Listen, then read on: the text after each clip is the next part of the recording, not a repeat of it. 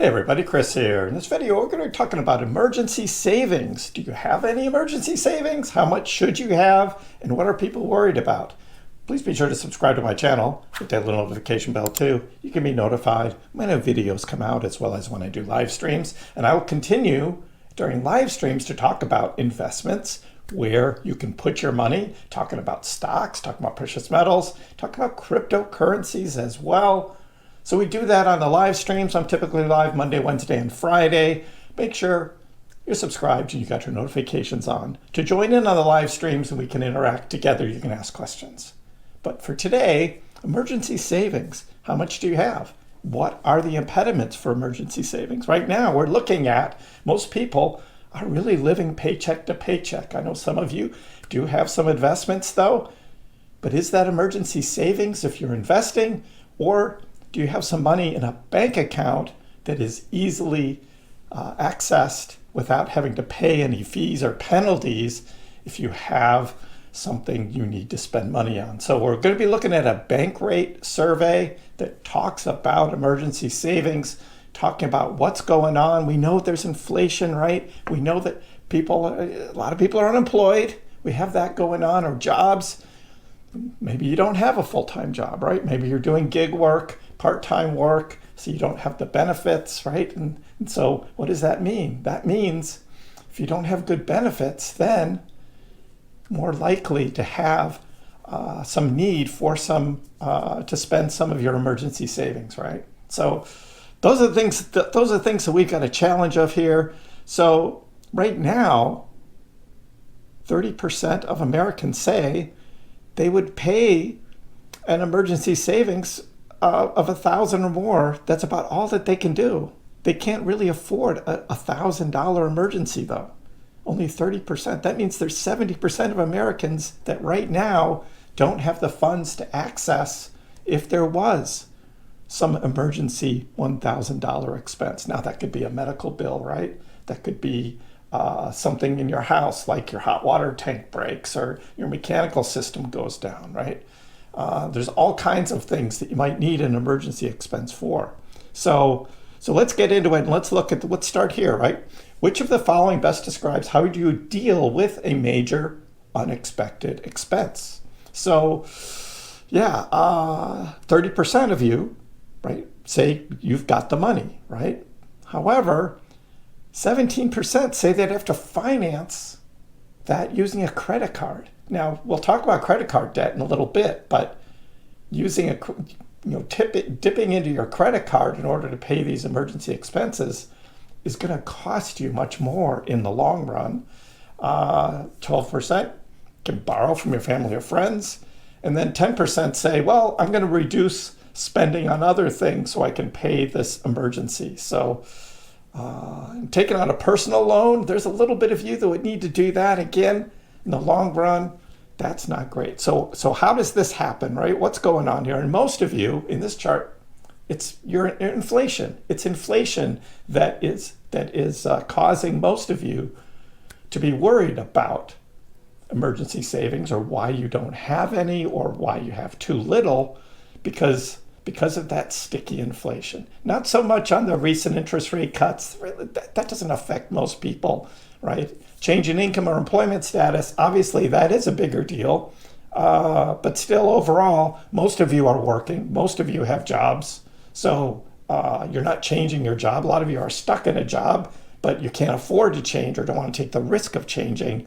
So yeah, that's where you are right now. So what happens if you did lose your primary source of income though? Are you worried about it? And of course, 43% of you are. That means you don't have like that 6 months of emergency savings that would sort of roll you over and give you a chance to be able to find another job and not go into debt. So that is an issue right now. Hopefully you are gainfully employed, you've got a good job, but for many of you, you're just barely hanging on. And I get that. Emergency savings, though, is a good thing to have. So let's get into that and what can happen with emergency savings and how much you have, right? Compared to, let's say, a year ago. Compared to a year ago, About 31% of you think you have about the same amount of emergency savings as you had a year ago. But when it comes to most of you, 14% somewhat less, 19% much less, and 18% no savings. So that's over half. That means over half of the people don't have enough emergency savings, or at least as much as you had a year ago. Because, I mean, the economy has really changed in the past year. We're seeing that across the board in the economy. So again, how much do you have in emergency savings? 24% of you say no. You have none. No emergency savings. So maybe you do have some invested somewhere, and you'd be able to sell, whatever your investment is, and then pull that money back to your bank off of an exchange or whatever you're using for your investing. So that could be considered to be an emergency savings, but that's risky because you've put the money in an investment, and what if the investment goes down, right? Because we've seen that, particularly with crypto in the past year, right?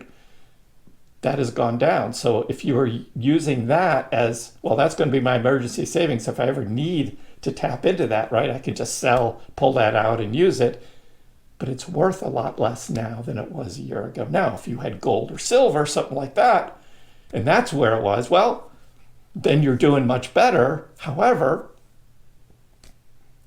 sometimes gold and silver aren't easily accessible to sell depending on how you have that invested there. So you have to watch that as well. But if you have it in a bank, right, you're not going to get much interest, right?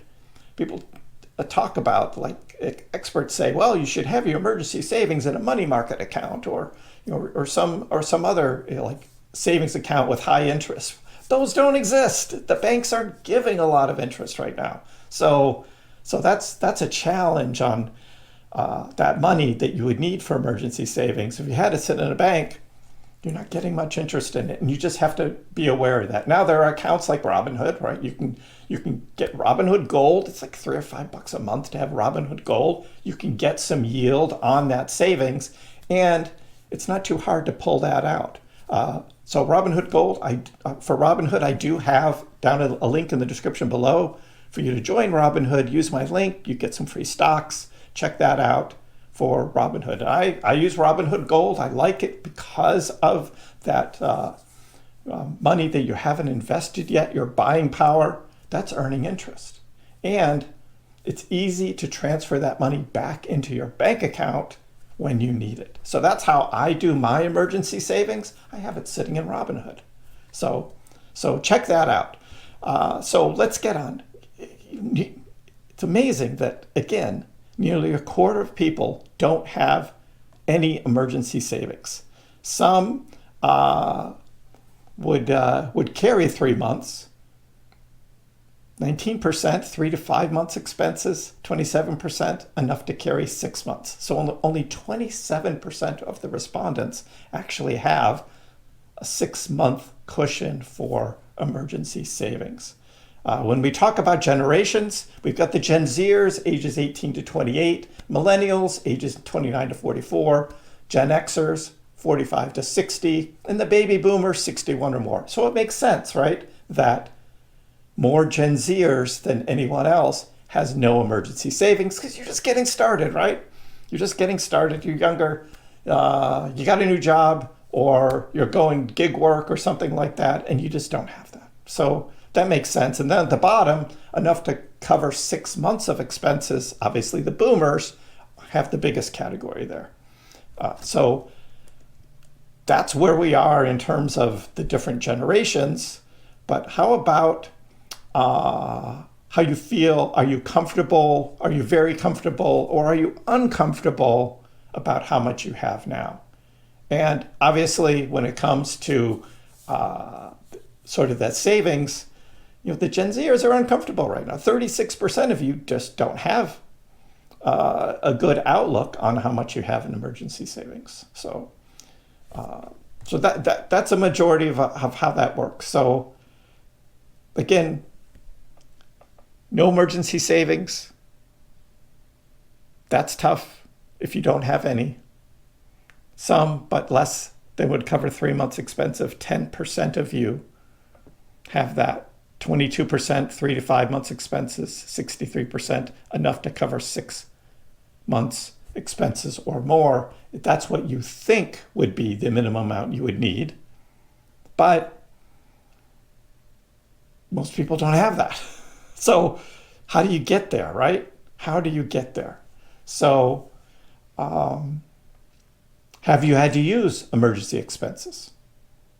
37% of who were polled there said, yeah, they have used some of their emergency expenses. So, but yet again, there's that 19-20% there where it's not applicable because you don't have an emergency expenses. So you don't have it. How much of your emergency savings did you need to use in the last 12 months for those that needed to use it? Well, about $1,000 to $2,500 was the largest category.